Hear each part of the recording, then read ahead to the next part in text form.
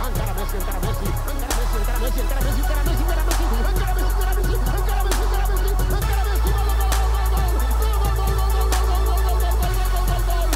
Fantasy Football Show.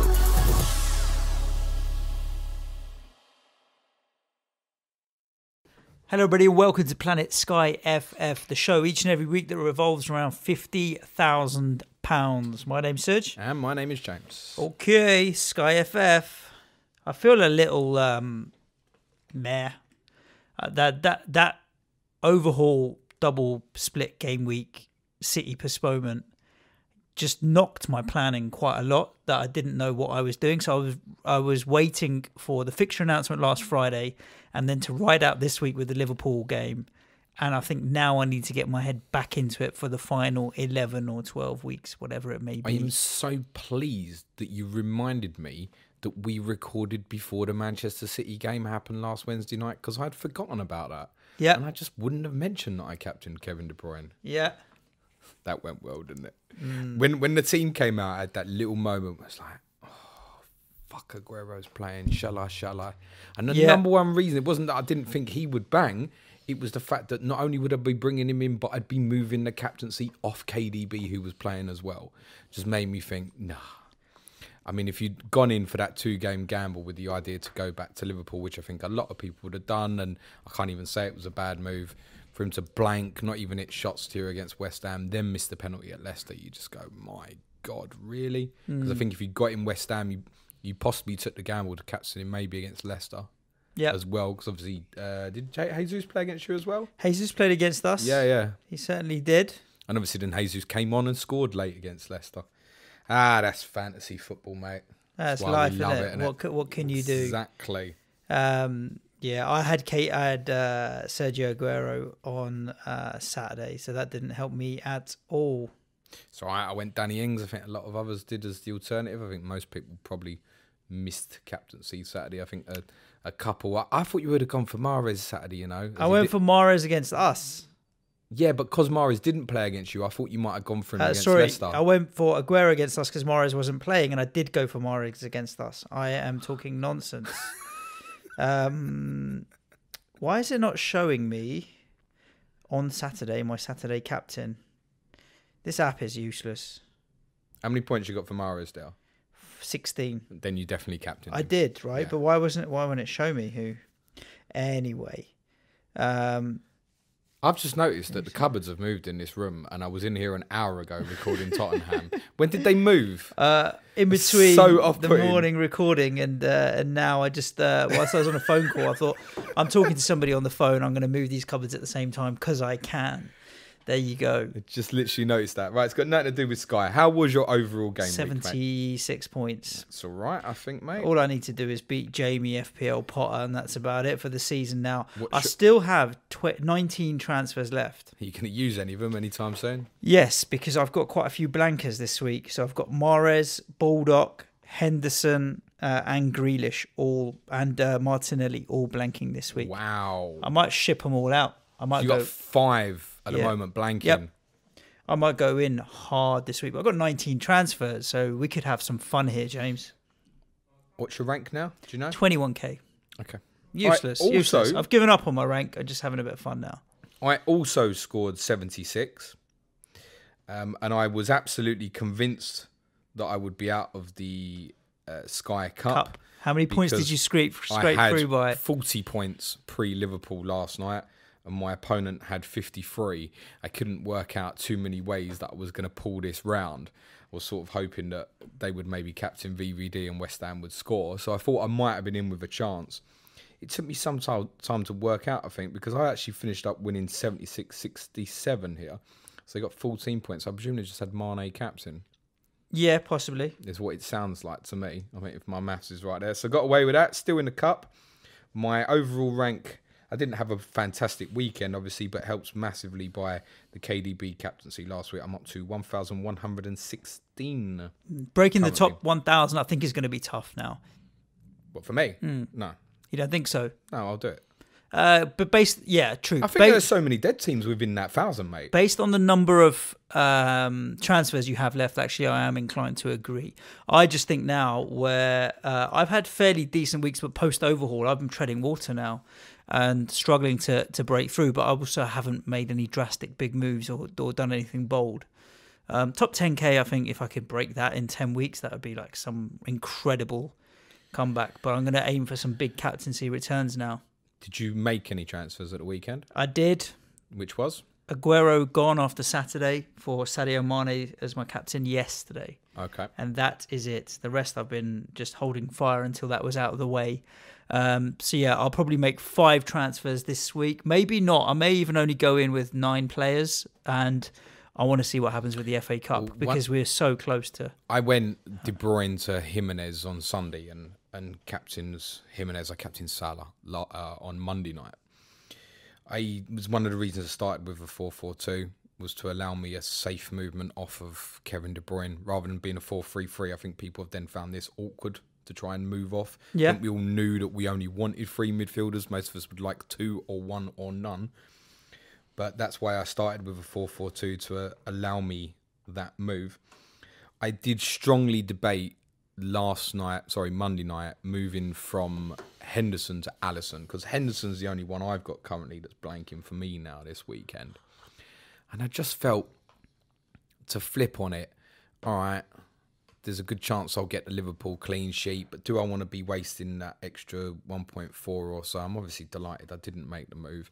And although, short-term gains, was I then suddenly going to be looking at, from my 16 transfers, 2 of them being on goalkeepers? Just didn't feel right. I think Henderson will come up, particularly say when they play Villa, might well come back as a single game day captaincy for me again further down the line. So I decided not to make that move. And I now can't really see me making any moves this weekend either. Yeah, roll it. What's your total point score, James, if you go back to the main How many screen? points have I got overall? Yep. I am on 2,158. 2,158. I'm trying to figure out. 1,941. So there's 110 points. Did you say 2,158? Yeah. So a bit more than that. About 217, no? 217. That's the equivalent of 19,000 places in the league. To give you some perspective then on that, Suj, I am 216 off first. Okay. 216 off 50 grand. Let's talk about these April fixtures briefly, and then we'll do some Twitter questions. So they've been announced. They came out last Friday, all with asterisks. So you gave me the list of fixtures. I think there's 20 there, 20 or 21, of which 15 are unconfirmed and only 5 or 6 are actually confirmed. I'm just having a look. There are 6. only 6 fixtures that we can say with certainty from the April TV fixtures will definitely be played at the scheduled date/time that has been decided for. Those are Aston Villa against Wolves, Everton and Leicester on a single game day on a Monday night, Newcastle and West Ham on a single game day, Good Friday evening, Wolves and Arsenal Easter Monday. I'm overseas. I'm on holiday for that Newcastle West Ham game. Liverpool Burnley on a Saturday lunchtime at the end of the month, and Villa and Crystal Palace also a single game day. So a number of these fixtures I thought had already been moved. Like take West Ham Chelsea, for example, has been moved to a Sunday, but now it might not be on a Sunday. Correct. I'm assuming that's if Chelsea play the following Tuesday. Correct. So then what would they do? Move it back to the Saturday? Correct. But then it stops being the televised game, so now they have to televise another game? No, not necessarily. So let me give you certain circumstances here. Because I'm not here for that West Ham-Chelsea game, and I've got a mate of mine who, his girlfriend's a West Ham fan, and he wanted to treat her, so he said he'd take my tickets, happy days. Told him it was on the Saturday. Then I said, by the way, it could move. It's moved to the Sunday. Now I'm going to have to tell him, by the way, it could move. It might go back to the Saturday or the Friday. So let's take that situation where West Ham and Chelsea have been assigned the 2:00 fixture on the Sunday the 5th. Yep. Now, a couple of things need to happen for that fixture to move. Now, this one's not particularly relevant to Sky, but the Sky game, but let me just explain. Okay. So for that game to be moved, yep, 2 things need to happen. 1, Chelsea have to beat Bayern Munich. 2, Chelsea's quarter-final first leg would have to be on the Tuesday. Yep. So the chances of that game moving are probably unlikely. 20%, something like that. But it's possible. Yep. There's another reason why that's less likely to move. And that's because the 4:30 game that day is almost certainly going to move. Those who've been listening to us regularly will have known I've said Man City Liverpool will almost certainly be in the 5:30 slot on Saturday, April the 4th. Let me bet you right now that it still ends up in that slot. Because Man City and Liverpool will both probably be in the Champions League quarterfinals. Admittedly, Liverpool have got a 1-0 deficit to overturn. I think Man City will beat Real Madrid. If they both go through, you can bet your life that they won't be playing on the same night in the knockout stages. So one of them's going to play the Tuesday. If that's the case, that game will have to go back to 5:30 on the Saturday. I'm not going to ask one of those two teams to play Sunday against that opponent and then play Tuesday Champions So League. would Sheffield United Spurs move to the 4:30 on the Sunday? Correct. But then what if you're still in the Champions League? Well, we won't be. But if you take that perfect case, the Spurs actually have 5:30 kickoffs on April the 4th and April the 11th. Now, in both of those circumstances, I'd say there's a strong possibility that Spurs could still end up on the Sunday. I would say the Sheffield United fixture is highly likely to end up on the Sunday still. So the point being with this is, don't stress about it. There are certain things that are worth bearing in mind. For example, knowing that Leicester have a single game day. Newcastle, West Ham, Good Friday. I mean, are we even bothered? Does it make you think about people like Dubravka? I don't know. Could Jared Bowen come into some form? It's not worth worrying about at the moment.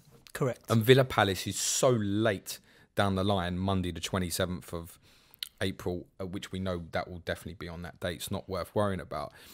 It's worth noting as well, Villa will potentially, if Sheffield United continue to progress in the FA Cup, the Villa-Sheffield United rearranged fixture could go in odds and sods anywhere. So you might be in a position where there's a couple of Villa single game days quite close together, sort of around that period, I'd say. So you think about Jack Grealish, obviously, for example. Yep. But in terms of the layout of these fixtures, the fact that, for example, Liverpool have a Monday night fixture at Brighton, I'm telling you, it is not worth worrying about. I would mark down those 6 fixtures. In fact, you don't even need to mark down the 6 because Villa Wolves doesn't really matter. Liverpool Burnley, yeah, fine, we know it will be the Saturday. The only 4 you need to think about, Everton Leicester, Newcastle West Ham, Wolves Arsenal. I think the majority of us are going to have some coverage anyway because of this Sunday bollocks the two of them are going to be having. Yep. And Villa Palace. So all you're thinking there is, all right, do I want a bit of Vardy? Or if you've even got Pereira, does it even matter? So many of these fixtures could still change. That's my point. And when we will find out is likely to be Friday the 20th of March. So close. Which is before match day 31. These first set of April TV fixtures is match day 32. Somebody who has 16 transfers just outside the top 1,000 might be in a good position to manoeuvre this. Possibly. £50,000, James. My point is, I really wouldn't begin my arse planning. You can start thinking to yourself now, and if you get in the wrong mindset here, take Spurs as an example. You think, oh yeah, that's subject to change, but because Spurs are going out, then their fixture won't change. Completely wrong. It's even more reason why it's likely to change. Is to just go, right, well, Spurs can definitely then play that Sunday at Sheffield United, no problem. And then City Liverpool, for example, becomes the Saturday again then. It is completely dependent on Champions League teams playing essentially the following Tuesday. There are a couple of other ones. I mean, if you take Arsenal-Leicester on the Saturday, on April the 18th, there are 3 reasons why that game can get moved. 1, Arsenal get to the Cup semi-final. 2, Leicester get to the Cup semi-final. 3, Arsenal were still in Europa League the Thursday before. So it could end up being the next day. It could end up being on the Tuesday or Wednesday afterwards, or it could end up being in the midweek of match day 37. Yeah. Why worry your ass? And in the middle of all these April fixtures, we're going to have a load of midweek fixtures popped in on that midweek after the FA Cup semi-finals as well. So I wouldn't even give that a second glance right now, mate. What a mess. In terms of City Arsenal, I think should Arsenal go out to Olympiacos, which with a 1-0 lead seems unlikely, we could possibly expect a March 11th announcement on Friday, but I think we can all anticipate Arsenal to go through now. We could also get an announcement over the course of the next 7 days about Man City and Chelsea being brought forward from match day 31 to the midweek of 29. I personally think that's unlikely, but not impossible. Should we do some Twitter questions for the community? Yeah, why not? Should we just, while you're getting them up, captains, They're already up, mate. Captains for the weekends? Hadn't even thought about it, mate. So Really? final plan, I'll talk about it. All right, we'll do the Give me Twitter the question. options. Well, Friday night we've obviously got Leicester away at Norwich. Pereira. Are we all just happy to go with that? Pereira. I am. Yeah. I'm taking Pereira. I think for me, I've got the exact money to go Ings to Jamie Vardy. The exact money. Not for me. No, I think my original intention at overhaul period was probably yes, because it would be the captaincy that I really wanted. But that gap from the Norwich fixture up until Vardy then plays Villa on the Monday night, I've still got another 2 games of Danny Ings in between. So I just can't see me wanting to make that move. So I think for this one, Pereira, yes. I think for the Villa fixture in a couple of weeks, yeah, there's a good chance I'm going to want to get him in. But it probably depends on where we lie with like the cups and what these fixtures in April may look like by that point. Saturday, are we all going Liverpool at Watford? Are there alternatives? Ings against yourselves? I'm going to stick with maybe? Mane. I'm going to stick with Mane. I think I'll probably stick with Salah. Salah. I think. Although Trent, man, so consistent. It's got to be Liverpool this weekend, isn't it? Yeah. Only alternative I see is Ings, and you guys were improved on Monday night. I can't really see alternatives to that. Yeah, it's Mane for me. Brighton Palace is the early game. It's certainly not going to be anything there. Sunday's tricky. I think it's probably most people will be a choice between, I guess, Richarlison and Jimenez. I'm going to be Richarlison as it stands right now, but again, I've got quite a few transfers to make, so it depends who I bring in. If I bring in Jimenez, but I think Richarlison's a decent shout against Manchester United. I think a lot of people come off Richarlison early, and having watched the game at Arsenal, I thought it was outstanding on Sunday. Might already be regretting that. I think I'll be going Jimenez. There are some, I guess, will already be on Bruno Fernandes, perhaps, who's looking like he's going to be a great asset in this game, by the way. I just think it's going to be bloody expensive. He's going to be another one. He's going to pick up a few of these man of the matches, I think, mate. He's going to tick over nicely in terms of tiering and just general overall points for assists and whatnot. And obviously we know beyond the pens now. I think I'm going to go Jimenez on Sunday, actually. Interesting. Well, you've got to have a few little differential picks there, and I don't think there's much in it. It's not even a case of that. I actually just think Jimenez is more likely points. to return against Tottenham than Richarlison against Man United. I feel for you. That's all right. Let's look at these Twitter questions. FPL Stat Guru, you're going to have to help me out here a little bit. Okay. And this is no disrespect to FPL Stat Guru, guys. I'm not on Twitter enough to know what this is about. When will you start contributing to our Fampions League team? What's a Fampions League team, James? This is the competition. It's an FPL competition. There's no point doing it now. Oh, he's okay. He's taking the mickey because he thinks my FPL points are too low lately. Oh, okay. I don't really understand, to be honest, James. It's all right. We'll discuss that over a beer at one point. When Okay. Let's take this offline, shall we? Adam Robinson, best potential Wolves or Spurs assets to jump on Sunday moving forward. Long term, I include Spurs since they still may have a Friday night meeting with Flappy Hansky soon. Well, they may or may not, and 7 days and a few hours from now, we will know if they do or they don't. I would hope that my Spurs team would beat Norwich in the Cup, but I wouldn't bank on anything from them at the moment. Yeah. So, yeah, you're potentially...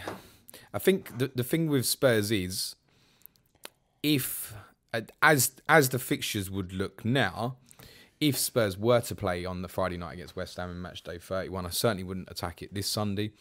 I would attack it for the Manchester United home fixture in a couple of weeks, where you've then got the Sunday and then the Friday against West Ham. Correct. And by that point as well, we'll know if it's taking place. You might know if the Sheffield United fixture is staying on the Saturday. That Correct. might even be important in your decision making at that point. But I just don't even know where you would begin to want to go into Spurs in this game at the moment. What is the point of captaining one? I would probably, in an odd roundabouts way, I'd be just as tempted to get like an Antonio at the moment. Honestly. Because I can't see me wanting a captain a Spurs player on that Sunday, so am I that bothered? Would I even maybe just skip it? Wolves, anyone from Wolves, really. Jimenez, Jota, well, obviously, Traore, a few people, those who've gambled on Doherty. Jota, great. I very nearly put him in my hub second half of the season team on Sunday and decided not to. Obviously, went for Jimenez. I think it's a natural move that most people went. I'm not convinced if he'll stay in the team. I think there's a few people obviously worried about Adama Traore now. Yeah, that was the next question coming in from Sam at Sam Sky Sports FF. Well, what to do if the Dharma Traore hold? Well, they're obviously managing this shoulder injury. Yeah. Our correspondent Bradley has written an article where he's admitted that he's concerned about, because of the injury, that they're just going to manage him. But with a 4-0 lead over Espanyol, I see no reason why he would play in that game out of Spain. He shouldn't even really travel if he's carrying an injury.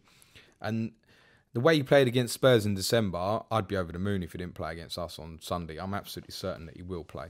So I think at the moment there's no decision to make. I think he's one where price-wise, he's in that area where he's got a real gain over, say, Grealish.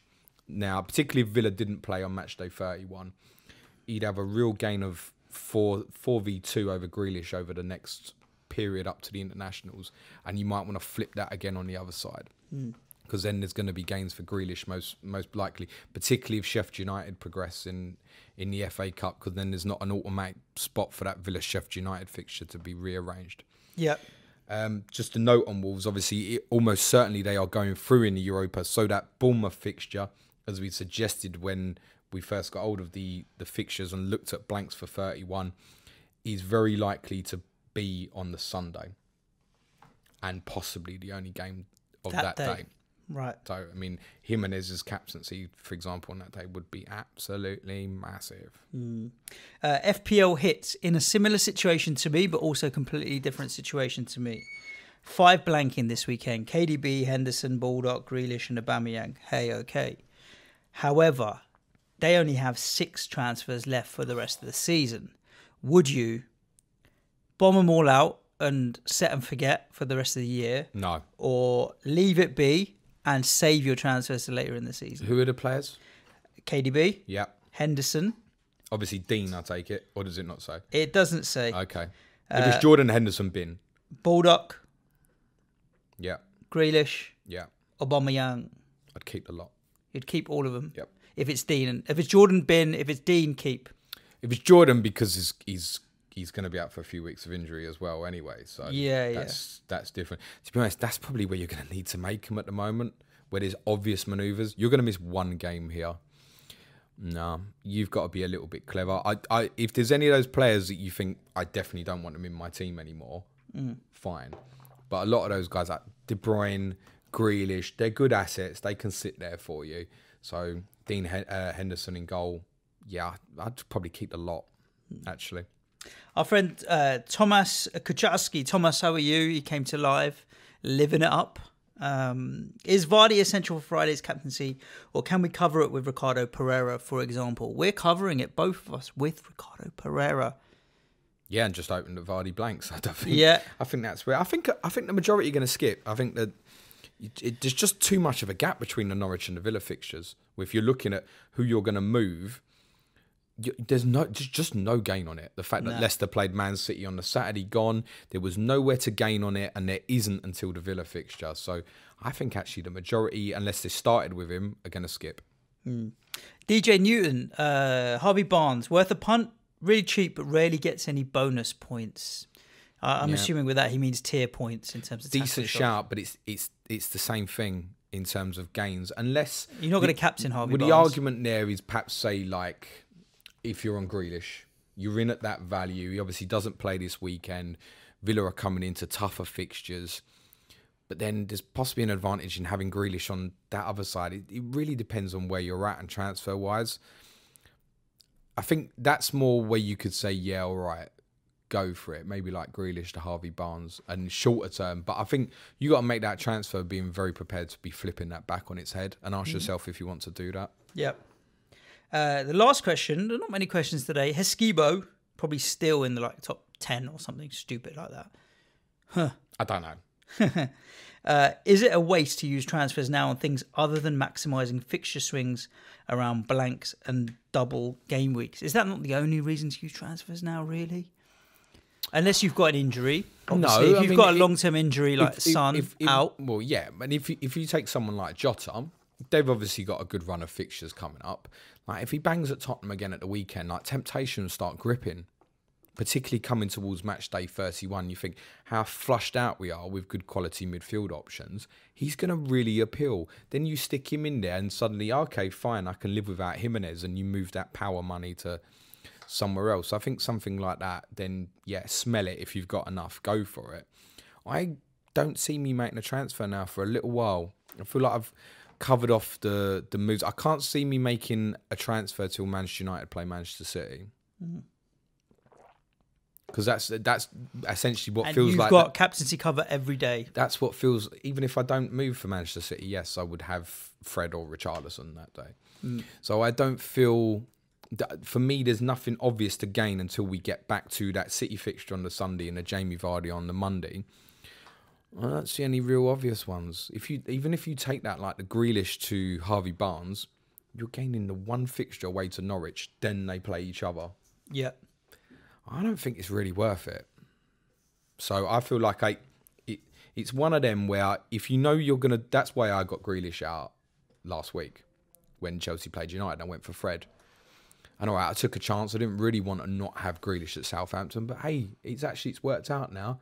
I'm 4, 5, 6 points or something ahead, and I've got 2 games in hand of Fred over what I would have had of Grealish. So that's all right.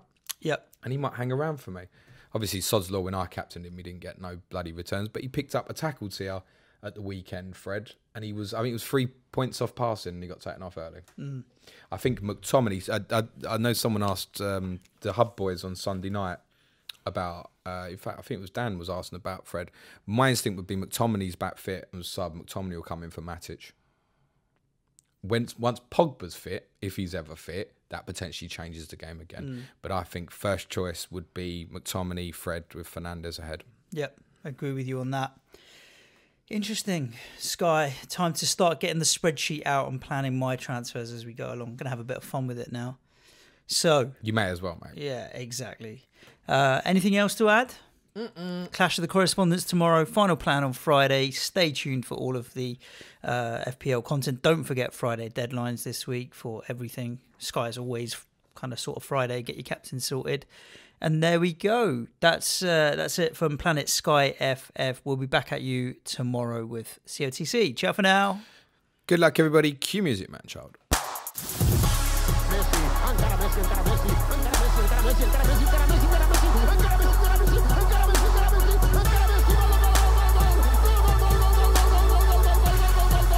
The Fantasy Football Show.